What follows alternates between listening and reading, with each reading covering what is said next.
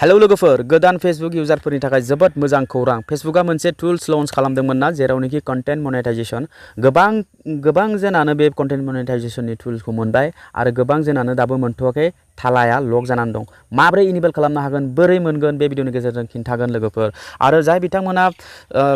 आन्डार रिभिउआव फाथायहरदोंमोन instream ads बेखौथ' मोनफिनला नाथाय नोंथांखौ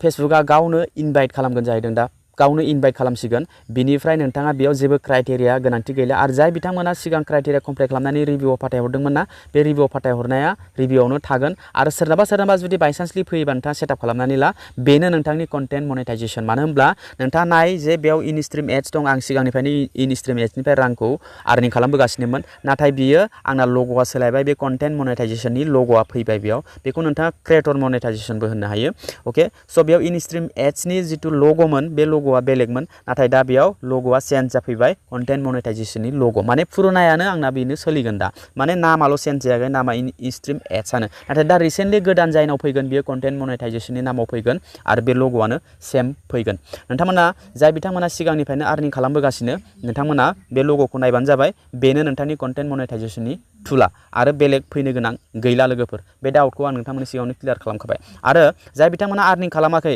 नाथाय क्राइटेरियाखौ कमप्लिट खालामजोब्बाय आरो बिथाङा रिभिउआवबो फाथायहरबाय नाथाय बे रिभिउआव फाथायहरदोंब्लाबो बे रिभिउआनो थागोन नाथाय नोंथाङा गोदानसो फैफिनगोन माने नोंथाङा लक जाना थागोन बे सेटआप खालामनायनि अपसन मोनथ'वाखैमोनब्ला नोंथाङा बे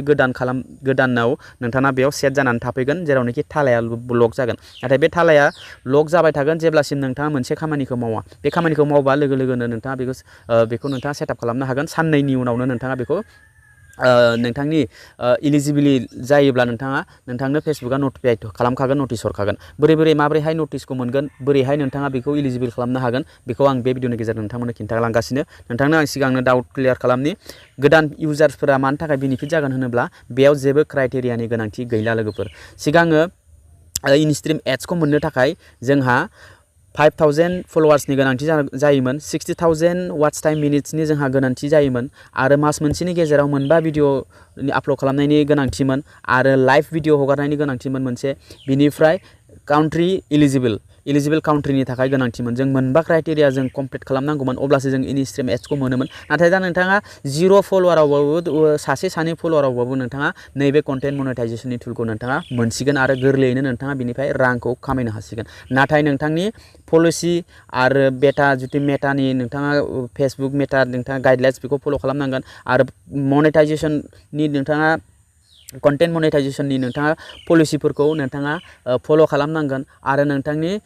जिथु पस्ट कन्टेन्ट बेफोरखौ गासिखौबो रिभिउआव जुदि चेक खालामनानै जुदि अके मोनजोब्बाय जेरैहाय जोङो इउटुबाव मनेटाइजनियाव रिभिउआव चेक खालामहरो सोरनाबा रिउस कन्टेन्ट फैफिनो थिग बेफोरबायदि आरो फेसबुकआवबो जुदि नोंथांना माबाफोर प्रब्लेम दङब्ला नोंथाङा बे कन्टेन्ट मनेटाइजेशननि टुलखौ मोननाय नङा आरोखि अके लोगोफोर अब्ला भिडिअखौ फार्स्ट लाना जोबजासे नायलांदो आङो नेक्स्ट नोंथांनो पेजाव आंनो मोनसे आंनि पुराना पेज दङ बे पेजाव आं नोंथांमोननो डिटेलै आं खिन्थागोन अब्ला आं बे पेजखौ लगइन खालामना होनि बेयाव पेजखौ बेहाय लगइन खालामबाय बे जोबोद पुराना पेज बेयाव आङो एक्टिभिटी खालामा माने बेयाव आङो पस्ट हगारा थांनाय गोबां बोसोर जाबाय बेखौ आङो इउसखौनो खालामा स' लोगोफोर प्रोफेशनेल डेशबर्डआव आं बेयाव क्लिक खालामगोन क्लिक खालामनानै मनेटाइजेशननि अपसनाव क्लिक खालामगोन क्लिक खालामनाय लोगो लोगो नोंथाङा गाहायाव नुगोन बेयाव दङ इनस्ट्रीम एड्स बेबो इनस्ट्रीम एड्स जानानै दङ मानो होनोब्ला बे आंनि पुराना फेसबुकनि सिगांनो इनस्ट्रीम एड्सआ माने लक जानानै दंखायोमोन स' बिनिखायनो बे इनस्ट्रीम एड्सआ बे नामावनो दङ बेनिफ्राय लग'आ कन्टेन्ट मनेटाइजेशननि नाथाय बिनि गाहायाव दङ earn money from Facebook for all your well performing eligible content आंना बेयाव गाहायाव 0/0 जानानै दं लोगोफोर नोंथाङा नायनो हागोन 0/0 क्राइटेरिया मिट बेयाव आंहा 5000नि दा 1000 फलोवार जानानै दंना बेयाव आंनो 5000नि गोनांथि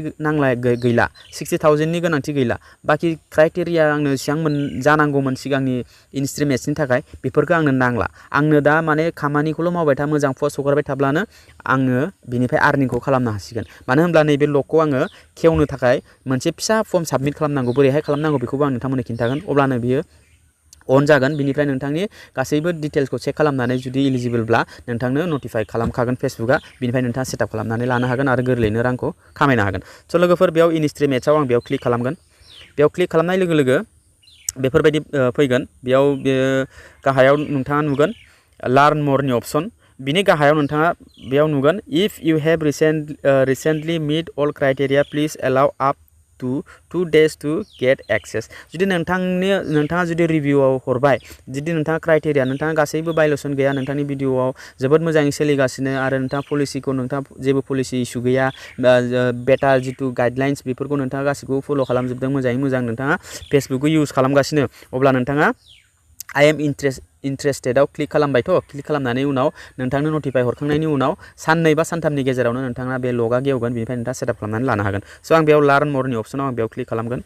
बेयाव क्लिक खालामनानै नैबे फेसबुक कन्टेन्ट मनेटाइजेसन बेटा बिनि गाहायाव दङ आइ एम इन्ट्रेस्टेड बेयाव नोंथाङा क्लिक खालामनांगोन बेयाव क्लिक खालामनानै नैबे गाहायाव दङ मोनसे फर्मखौ नोंथाङा फिलआप खालामनांगोन बेयाव इमेल एड्रेस होनांगोन फेसबुकनि नोंथांनि फेसबुक प्रफाइल बा पेज बिनि URL खौ बेयाव होनांगोन ओमफ्राय आदार ससियेल मिडिया एकाउन्ट्स नोंथाङा इन्स्टाग्रामनिखौबो होनो हायोबा नोंथाङा इउटुब चेनेल दंबा इउटुब चेनेलनि नोंथाङा लिंकखौ प्रफाइलनि लिंकखौ नोंथाङा चेनेलनि लिंकखौ नोंथाङा बेयाव होनानै लेट्स डु दिसआव नोंथाङा क्लिक खालामनांगोन स' आं बेखौ बेयाव फिलआप खालामग्रोनि स' लोगोफोर आं बेयाव फिलआप खालामबाय गोजौआव इमेल एड्रेस होबाय ओमफ्राय गाहायाव फेसबुकनि बारै लिंकखौ होबाय ओमफ्राय गाहायाव इउटुब चेनेलनि लिंकखौ होबाय बिनिफ्राय लेट्स डु दिसआव नोंथाङा क्लिक खालामनांगोन बेयाव क्लिक खालामनाय लोगो लोगो नैबेयाव बुंदों thank you for you are interested in the Facebook content मनेटाइजेसन बेटा अब्ला बेखौ अके खालामनि अके खालामनानै बेकआव फैफिनगोन बियो बेनिफ्राय बेक फैफिननानै नोंथाङा नैबेयाव साबमिटेड दंना बे साबमिटेडआव नोंथाङा नैबेयाव क्लिक खालामनानै नोंथाङा मोनसे फिडबेक हरनांगौ आरोखि फिडबेक नोंथाङा हरनांगोन बेयाव फिसा नोंथाङा मोनसे फेसबुकनो लिरनानै हरनांगोन आरोखि नोंथाङा मा लिरनांगोन बेहाय dear Facebook team yes I am interested I am doing hard work for content monetization tools please enable it as soon as possible बेफोरबायदि थेंक इउ लिरनानै बेफोरबायदि साबमिट खालामना हरबानो जाबाय बिनिफ्राय नोंथांनि बेयाव फेसबुकआ बुंगोन जे नोंथाङा बे एलिजिबल जायोब्लाथाय नोंथांखौ नटिफाइ खालामगोन नटिफिकेसन हरखागोन बिनि उनाव नोंथाङा सेटआप खालामनानै लानो हागोन बेफोरबायदि आरो साननै बा सानथामनि गेजेरावनो नोंथाङा बे टुलखौ मोननो हागोन आरोखि स' गोरलैयैनो नोंथाङाबो दा बिना क्राइटेरियायाव जिर' क्राइटेरियायाव नोंथाङा फेसबुकनिफ्राय रां खामायनायनि सुबिदाखौ फेसबुकआ होनाय जाबाय जोबोद गोजोनथाव खौरां स' लोगोफोर भिडिअआ बेखिनियावनो आरो गोबां डिटेल्स आरो बुजायनो गोनांबा भिडिअआ जोबोद गोलाव जाबावो स' लोगोफोर बेखिनि मेन खोथाखौनो आं नोंथांमोननो बुंनानै बे भिडिअखौ एसेयावनो फोजोबनाय जाबाय भिडिअखौ मोजां मोनोबा लाइक खालामदो चेनेलखौ साबस्क्राइब खालामनानै बेल नटिफिकेसन खालामनानै जाहाथे बेफोरबायदि इनफरमेटिभ भिडिअ नोंथांमोना नुबाय थानो मोनो अब्ला भिडिअ बेखिनियावनो लोगो मोनगोन next video tata bye bye and take care